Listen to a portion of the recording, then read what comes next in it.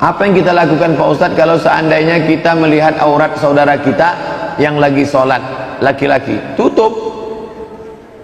Kalau yang bisa ditutup, misalnya dia pakai celana jeans.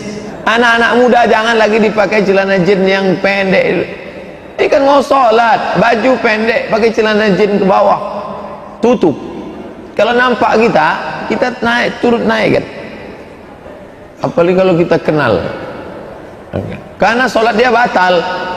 Orang yang sholat terbuka auratnya, sholatnya batal, maka dia mesti ulang balik itu sholat. Hati-hati. Makanya kalau pakai kain sarung, ujung kaki dirapatkan. Waktu sedang sujud, Allahu Akbar, kaki kan meregang gini, tutup kan. Karena kalau pakai kain sarung, tak pakai celana panjang di dalam, itu pangkal pahanya kelihatan dari belakang. Itu berapa? Kalau pakai sarung itu pakai celana panjang, paling tidak sampai ke lutut, di bawah lutut, agak 5 jari di bawah lutut. Apa yang harus nanya? Apakah bawah dagu perempuan dalam sholat itu aurat? Mohon penjelasannya Pak Ustaz. Perempuan pakai jilbab, apakah di sini atau di sini? Kalau ada perempuan yang pakai di sini, maka dagunya juga tidak kelihatan. Tidak kelihatan, karena nggak mungkin orang lihat ini kan. Itu makanya dalam mazhab Hanafi, tapak kaki perempuan kata dia tidak perlu ditutup. Kenapa? Karena saat dia berjalan kan dia injak, maka automatically tertutup. Dan ketika sedang sholat, tapak kakinya Allahu Akbar, dan nggak ada orang yang ngintip. Itu logikanya. Tapi kalau ada perempuan yang menutup, bagus. Dia pakai jilbab, dia tutup sampai bagus. Cuman kalau orang Arab mudah nutupnya karena dagunya panjang. Orang kita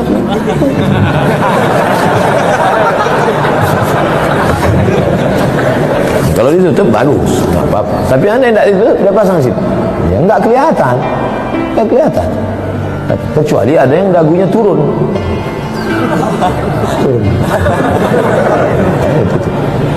Karena wajah, yang dimaksud dengan wajah itu mana? Dari mulai tempat tumbuhnya rambut, tempat tumbuh rambut yang normal maksudnya. Nah, kalau tumbuhnya sini tutup di sini. Dari tempat tumbuhnya rambut nih sampai yang dilihat kalau bertemu. Kalau ke kiri kanannya paku kiri, paku kanan, ini paku. Yang diusap, yang waktu wudhu pun itu juga waktu wudhu. Paku. Yang nggak punya paku agak-agak. Wajah itu cuma sejengkal ke atas, sejengkal ke samping. Itulah kita. Yang melakukan tindakan yang membatalkan sholat karena tidak tahu, maka sholatnya tidak batal. Seperti berbicara, atau misalnya banyak bergerak, atau tersingkap auratnya namun dia nggak sadar, maka ini sholatnya tidak batal. Yang sering kita saksikan, ada orang yang sholat pakai kaos oblong atau bajunya terlalu pendek. Ketika sujud, celananya ketarik ke bawah, bajunya ketarik ke atas. Yang lubang bagian mana? Yang bolong bagian mana? Pantatnya kelihatan. Dan itu Masya Allah penyakit yang paling sering terjadi pada mahasiswa. Alhamdulillah, kalau mereka yang sudah usia 30-an ke atas lebih paham dalam menjalankan sunnah sholat, sehingga pakaiannya ditata dengan rapi. Tapi biasanya model-model mahasiswa yang kurang perhatian terhadap masalah pakaian ketika sholat, remaja, pelajar, mereka ketika sholat pakai kaos, pada waktu sujud kelihatan pantatnya, bahkan kadang kelihatan underwearnya, sehingga kelihatan auratnya di tengah sholat. Orang ini merasa tidak? Mungkin dia nggak merasa, karena situasinya sama saja antara kelihatan dan tidak kelihatan, itu di bagian belakang. Tidak ada sensitif suhu ya. Kalau terbuka kemudian terasa lebih dingin bagian itu, terasa silir, karena cuma sebentar. yang menyaksikan belakangnya. Terus bagaimana kalau melihat kejadian seperti ini? Maka mereka yang berada di belakangnya, jika bisa menutupi aurat orang ini, tutupi. Caranya gimana Pak? Misalnya kalau Anda bawa sarung, langsung orang ini dikasih sarung belakangnya, biar dia tidak kelihatan auratnya. Namun wa ala kullin, kesimpulannya, apabila ada orang yang salat kemudian dia melakukan pembatal salat karena tidak tahu, maka dia tidak diwajibkan untuk mengqadha dan tidak diwajibkan untuk mengulang salatnya, karena Nabi SAW tidak memerintahkan Muawiyah radhiyallahu anhu untuk mengulang salatnya ketika beliau berbicara karena tidak tahu. Wa hadza mabniun ala qa'idatin 'azimah, dan ini kembali kepada satu kaidah yang agung dalam agama ini, anna taklifa masyrutun bil qudrati 'alal ilmi wal amal, bahwa beban syariat itu mengikat dengan syarat apabila pelakunya memiliki kemampuan dan punya ilmu. Berarti kalau salah satu gagal, tidak ada, maka tidak ada taklif baginya. Sehingga orang yang tidak tahu ilmu, dia tidak terkena beban syariat, sebagaimana orang yang tidak mampu, dia juga tidak terkena beban syariat. Assalamualaikum, itu batasan menutup aurat bagi akhwat pada saat salat di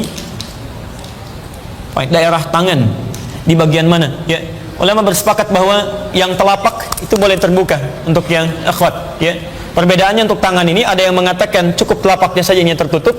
Ya, ada yang mengatakan tidak ada masalah untuk penutup bagian punggungnya. Yang penting kalau yang ini boleh. Jadi di situ ada perbedaan pendapatnya.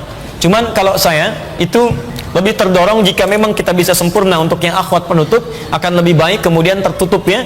Ada yang menggunakan mukena atau hijab yang panjang itu. Kalau tangan itu sepakat tidak ada masalah. Ya, karena ayatnya di situ menunjukkan ma dhahara minha, yang biasa tampak. Satu itu. Yang kedua, dalam tawaf, bukankah dalam tawaf itu sama dihukumi dengan salat? Tapi salat yang sifatnya lebih fleksibel. Bicara bisa keluar di situ, aturan lebih longgar, tapi disebut bagian dalam salat. Makanya orang yang kalaupun bercadar ketika dia kemudian dalam dalam tawafnya, ya dia membuka bagian cadarnya karena boleh tampak. Kemudian telapak tangan boleh kelihatan dalam tawaf, telapak tangan. Dan ketika disebutkan telapak tangannya, bukankah yang punya sarung tangan dibuka ketika dia saat tawaf? Baik, sarung tangan itu menutup apanya? Telapak dan punggungnya. Maka dari sini ulama berpendapat, kalaupun bagi perempuan misalnya hijabnya tidak menutup bagian punggung dengan telapaknya, maka boleh nampak bagian telapak dengan punggungnya sekaligus. Jelas sampai sini? Allah Ta'ala a'lam bis-shawab. Allahumma sholli ala sayyidina Muhammad wa ala ali sayyidina Muhammad. Afan Buya mau tanya, di depan shop saya ada orang sholat, auratnya kelihatan ketika sujud dan ruku, itu bajunya menyilak ke atas, celananya ke bawah, sangat jelas kelihatan. Kalau saya tidak mengasih tahu, saya dosa apa tidak? Dan bentar, kalau kelihatannya dari arah mana? Dari belakang. Saya kan sholat di belakangnya. Di depan saya sholat berjamaah. Gambarannya bagaimana? Tersingkapnya seperti apa? Tersingkat jelas sekali. Ininya, maaf ya. Yang terlihat apanya? Lututnya kelihatan. Di bawah pusar lah kelihatan sekali. Bajunya menyingkat ke atas, celananya ke bawah. Jadi sangat kelihatan sekali. Itu. Kalau saya tidak mengasih tahu, saya dosa apa tidak?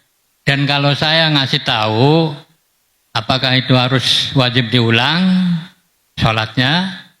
Dan kalau itu sholat Jumat, mengulangnya 2 rakaat sholat Jumat atau 4 rakaat sholat duhur?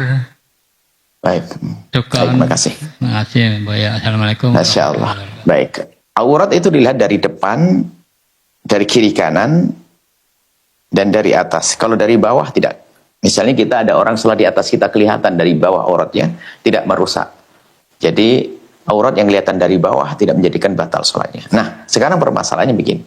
Jika ada orang melakukan sholat, dia sendiri tidak merasa terbuka, tersingkap auratnya, ternyata setelah itu ada temannya ngomong, auratmu kebuka. Maka di sini ada memang Para ulama memberikan kemudahan. Ini yang kami hadirkan berkata, kita tidak wajib percaya. Kita tidak wajib percaya dengan omongan orang, yang penting kita sendiri tidak merasa. Kecuali mengingatkannya, atau mengingatkannya pas waktu sholat barangkali, dan kita melihat. Lah kalau begitu langsung kita tutup kok. Bahkan sampai ada yang mengatakan, biarpun satu masjid ngomong auratmu kebuka. Mana buktinya? Nggak ada, ini lengkap kok, baju saya bener kok. Waktu kamu rokok, ya, kita tidak wajib percayai. Ingat, tidak wajib mempercayainya kalau ada orang ngomong auratmu kesingkap. Nah, itu. Jadi, tetap saja dia menjalankan sholatnya, karena dia bukan dirinya sendiri yang menyadari dengan dia. Kenapa? Menutup aurat kewajiban diri saya. Saya wajib menutup aurat. Tadi ada ngomong, oh tadi ada angin berhembus selalu kelihatan auratmu. Kita tidak wajib mempercayainya. Ini pendapat yang dipermudah oleh ulama supaya kita tidak sibuk nanti. Nanti ada orang yang punya ngomong barangkali orangnya nggak sehat, was-was atau bagaimana.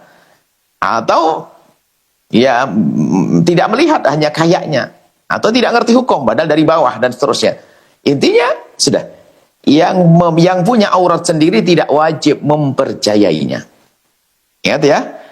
Sebab itu bahaya, nanti setiap orang bisa saja ngomong begitu. Ada orang pengen ganggu temannya, tadi kelihatan loh auratmu, kamu tidak salah sholatnya, batal-batalnya, bubar nanti. Setiap orang ngomong seenaknya, bisa saja orang yang fasik, orang hanya pengen rusak, biar orang bosan sholat. Kamu tadi sikap lagi auratnya. Jadi kita tidak wajib percaya omongan, bahkan sebagian ulama mengatakan biarpun satu masjid ngomong. Karena auratnya waktu sholat berbeda dengan najis. Najis bisa dikira-kira, di bajunya ada najis. Kalau ada orang ngomong, najis tadi adanya waktu kamu sholat, kita wajib ngulang sholatnya. Kalau seperti itu, jadi tidak wajib percaya. Nah, kalau seandainya ada, ya, kalau tidak wajib mengulang, tidak dianggap, tidak wajib percayanya, maka sholatnya tetap dianggap sah. Tidak usah kepikiran yang demikian itu. Kecuali memang ada orang ngomong, tadi auratmu kesingkap lo kelihatan. Setelah itu melihat, wah di bagian belakangnya betul-betul robek. Ya ini berarti harus dong, karena ada buktinya, ada tandanya. Tapi kalau hanya tersingkap karena gerakan-gerakan, orang boleh ngomong, tapi orang yang lagi melakukan sholat tidak wajib percaya. Contoh dia ngomong, pahamu kelihatan tadi, itu kelihatan bolong tuh, celanamu. Setelah dilihat, oh iya bolong, ya benar, ada buktinya. Tapi kalau ada posisi dari berdiri ke duduk dan sebagainya, kemudian ada gerakan-gerakan yang menjadikan aurat yang tersingkap, lalu ada orang ngomong, kita tidak wajib percaya. Tidak wajib percaya. Loh, karena kalau kita percaya boleh enggak? Lah kalau yang ngomong orang benar kita bisa percaya, tapi repot sendiri kalau kita percaya. Artinya kita tidak wajib percaya. Yang mempercaya boleh. Yang mempercayainya boleh. Lalu Anda melakukan sholat. Nah ini anggap saja ada orang ngomong tersingkap auratnya, lalu dia percaya. Ini apa kamu percaya? Kita tidak wajib percaya kok. Tidak wajib percaya. Anggap saya percaya. Lalu dia mengganti sholat duhur. Sholat duhur ya 4 rakaat, nggak ada sholat duhur 2 rakaat, kecuali qasar, kita di perjalanan, kita musafir seperti ini, kita musafir, contohnya sholat tersingkap aurat yang ngulang lagi, maka Jumatan diganti dengan duhur, karena sholat Jumat harus berjamaah, jamaah Jumat sudah nggak ada lagi, maka kita melakukan sholat duhur 4 rakaat. Tapi ambil yang enak saja, jangan percaya. Ini anggapannya adalah Anda harus mempercayai, Anda percaya. Kalau Anda percaya sudah, langsung Anda mengulang, tapi repot, ngapain? Nah, ngapain percaya mungkin saya sudah enak Jumatan, buktinya nggak ada celana saya bener, paling kayaknya kelihatan gitu aja. Tapi kalau memang robek celananya, sarungnya robek kelihatan dari belakang, ya orang lain ngomong, setelah kita lihat ada buktinya, ya kita nggak bisa lari dari itu semuanya. Mau tidak mau kita akan mempercayai. Kurang lebih seperti itu. Semoga Allah berikan kepada kita pemahaman yang benar, ilmu yang manfaat. Masya Allah. Allah mudahkan dalam segala urusan. Terus satu lagi Buya, saya mau tanya masalah fikihnya ini.